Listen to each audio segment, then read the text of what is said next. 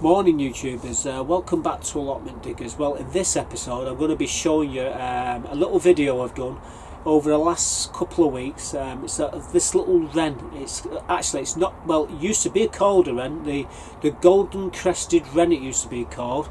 However, these days it's known as the Gold Crest. It turns out it's actually the smallest bird in the country. It comes in at a massive weight of between 5 and 6 grams. Yeah. Now the wren's between 7 and 12 grams. That's about the average for a wren. So it's clearly the smallest bird.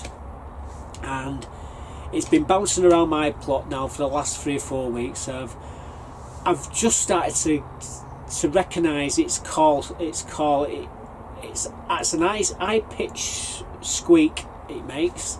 You'll be hearing it in the video. It doesn't shut up half the time, but you can hear it, and it comes onto the plot. It lasts about a minute at a time on the plot, then flies away. So you can imagine I've had to do a lot of snippets, and I've just put a load of them together so you can see it. Now, lucky for me, the birds, once it starts chirping away, it starts off in a late winter, and it'll continue right the way through summer singing. So that's why it's so easy to pick it out, and it gives me a bit of time to get the camera set up now, so I know when it's coming, so I can actually record it. And so what I'm going to do, I'm going to run the video, and I'm going to tell you a bit more after the video. So here he is, and he's absolutely brilliant colours. Oh, he's gorgeous colours. Just have a look at this, guys.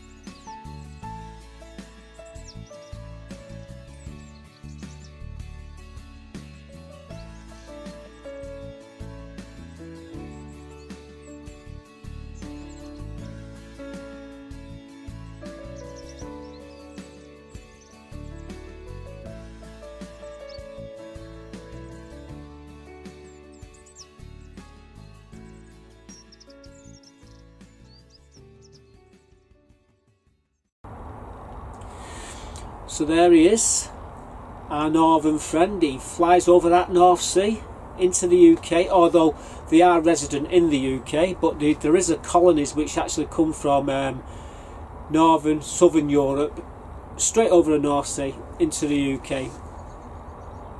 Earlier ornithologists couldn't believe they could actually fly that distance with such a tiny wing, but when they used to land in the UK, they used to sort of drop down, they'd land on you basically, and you know, no fear of humans. Although this little bugger, he tends to, if you move too fast, he's away. But then again, you know, all birds are pretty much the same. Now, a couple more things about it. It feeds on, believe it or not, arachnids, spiders. It goes through all the bushes and it picks all the bugs off the bushes and it munches down on them. But you've seen it eating them sea balls on my plot, so it does eat anything really, anything it can get in its tiny little mouth. But it's absolutely wonderful little bird, and there is a pair of them. Now, here's another amazing thing as well about them, what they do. They lay on average between 9 and 11 eggs in one clutch. Now, they lay overlapping clutches. So what happens is the female lays the first between 9 and 11 eggs. It takes about 17 days for these eggs to incubate, and once they've incubated, she flies away and sets up another clutch, and then the male takes over the feeding of the babies, amazingly. So they can have two clutches overlapping each other, and all of a sudden you see hundreds of these little things everywhere. But yeah, 20 babies in probably just under 2 months, flying around the allotments. So I'm looking forward to that, and let's hope we actually see some of them. The females out there, I've actually seen her, but I've not recorded her. So yeah, basically that's it for this one. I just thought I'd share that useless information with you. What I will say though, if you've actually got them in your gardens, why not say, you know, yeah, I've got one of them in my garden and where I live. So it gives these I don't know what they call them, RSPB, I don't know, RSP, is it PB or B? Royal British something or other. Here it is, that's what it is, I can't remember. So they've got an idea where they are, because what happens is when they die, there's a lot of these birds banded over in Europe, like. They get over there, but they can never find them because they're so tiny. They just, where they fall, they just disappear into the ground. So it's very hard to say where the birds actually are in the country. But if you put down, you know, you've got them in your back garden. If you say you might have 3 or 4 pairs or something like that, you know, put them down, what you see, and anyone who cares a hoots about the little Gold Crest can look at that data, and they can add it to the big picture, and they can get a better idea of just how many of these little birds there are in the country. And if you, like I say, if you're watching from Europe, same thing. Write it down. You've got them in your gardens. Put whereabouts. It could be Denmark, anywhere, Poland, but you know, put it down, and it gives them, these people who do the bird counting, it helps them out. So there you go. Anyway, from me and my little buddy outside, thanks for watching, guys. I'll see you all in the next one. Goodbye for now.